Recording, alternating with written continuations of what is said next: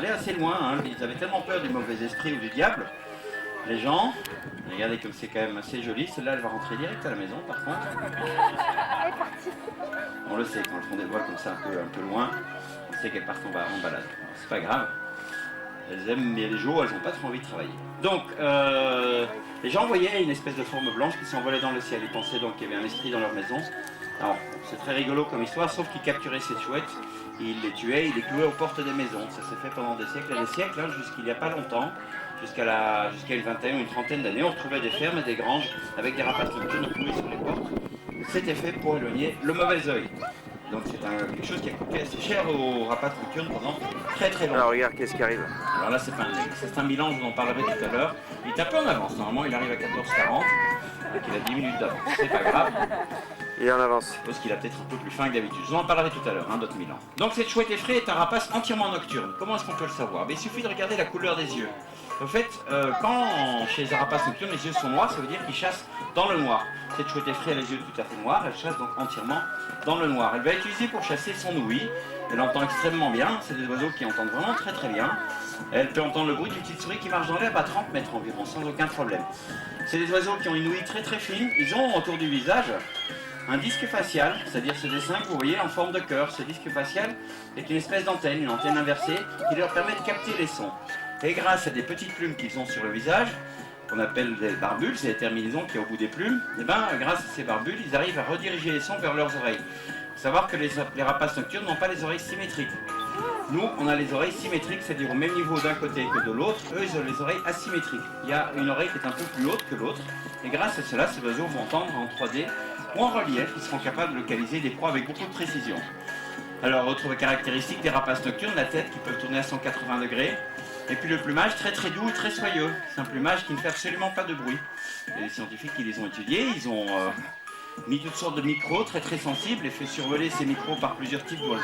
Et ils se sont rendu compte que par exemple la chouette effraie ne faisait absolument pas de bruit, qu'on l'entendait absolument pas. C'est vraiment un oiseau qui est extrêmement discret et c'est ce qui lui permettra de chasser efficacement la nuit. Alors c'est un rapace très très commun dans notre faune, on va la retrouver vraiment partout. Elle vit à la campagne, elle vit donc dans les granges, dans les greniers, les fermes, etc. C'est un oiseau qu'on croise parfois dans les phares de notre voiture. C'est une de ses principales causes de mortalité d'ailleurs, les chocs avec les véhicules. Alors celle-ci, vous voyez qu'elle est taïga, etc. Et qui est absolument magnifique, elle aussi. Comme vous pouvez le voir, là ce dessin autour du visage, hein, ce fameux disque facial qui lui permet de passer tout à fait inaperçu.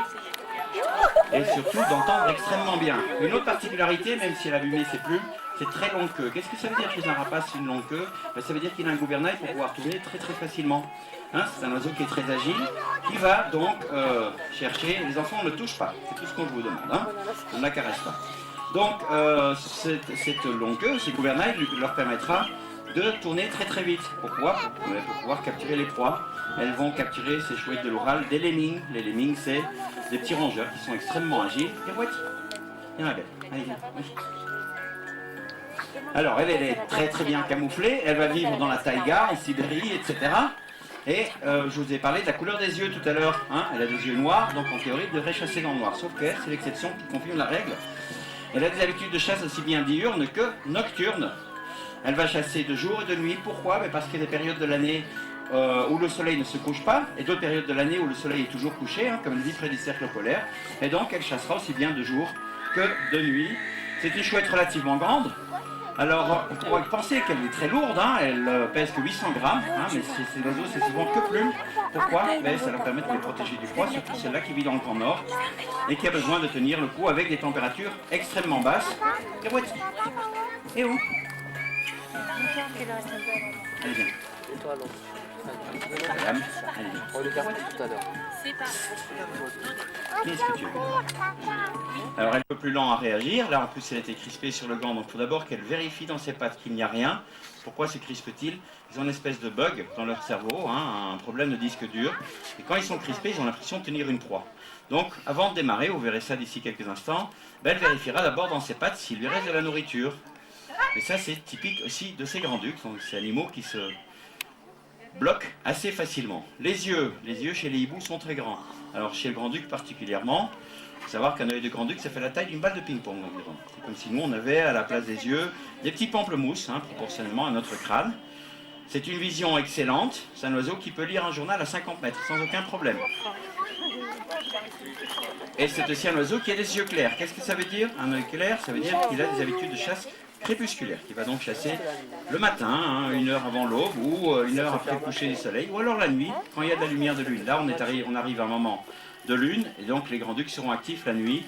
Mais quand il fait entièrement noir, il ne sera pas actif, son activité visuelle nocturne ne lui permet pas. La tête, vous voyez, elle a vérifié d'abord dans ses pattes qu'il ne lui reste rien. Après, elle s'est mise en route. Vous sentez qu'il est Vous parti. parlez des attaques sur l'homme. Souvent, les gens posent cette question-là. J'ai remis en route quand il est Non, parti. pas du tout. Ils ont peur de l'homme et ils vont éviter absolument la présence de l'homme s'ils le peuvent. Les seules raisons, les seuls... Regarde. Remarquez ce plumage magnifique hein, qui est vraiment une couleur camouflage pour passer tout à fait inaperçu. C'est vraiment une de leurs particularités de ces oiseaux de se camoufler extrêmement bien. Alors après le plus grand des nocturnes, on va passer au plus petit des diurnes. Vous allez voir apparaître derrière vous. En attendant que votre extrait revienne, on va commencer à parler de notre ami le Milan. Vous le voyez là-bas.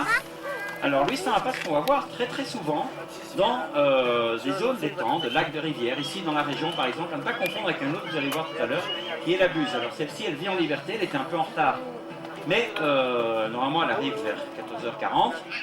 Et elle n'est plus rentrée dormir à la maison depuis 2 mois environ. Alors c'est un oiseau qui est très agile, qui est capable de faire beaucoup d'acrobatie, il va capturer des insectes en plein vol. Ça c'est sa spécialité. Alors notre ami Milou, elle dort plus à la maison depuis 2 mois, comme je vous l'ai dit. Elle s'est trouvée, on part en migration.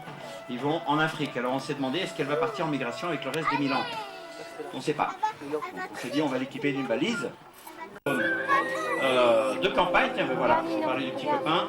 Voilà le petit copain de notre Milan. C'est un Milan tout à fait sauvage. Et on le connaît parce qu'il est beaucoup plus foncé que les autres. Et donc là, il vient lui dire, Eric, le petit Milou, c'est temps de rentrer à la maison.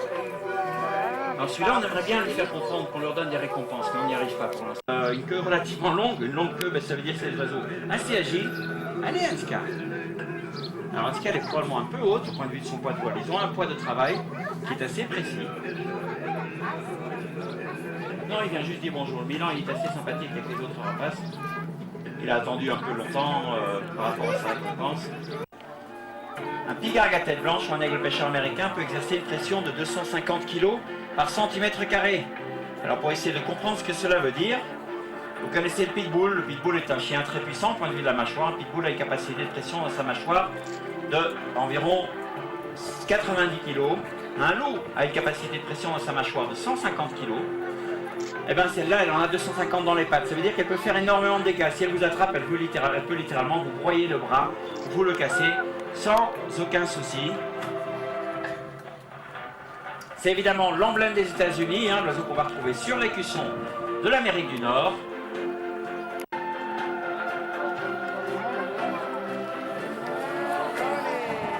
Alors c'est un aigle qui est absolument magnifique, qui est vraiment très costaud.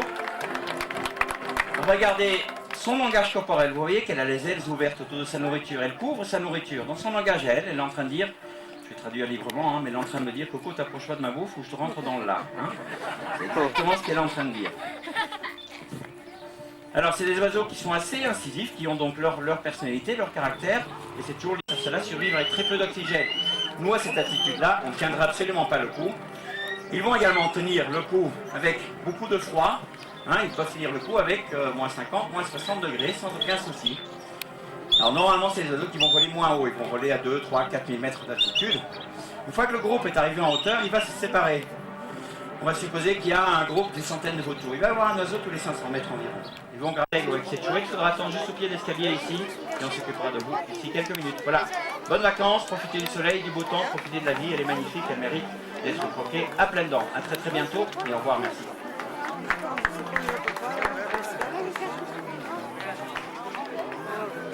Il faut toucher.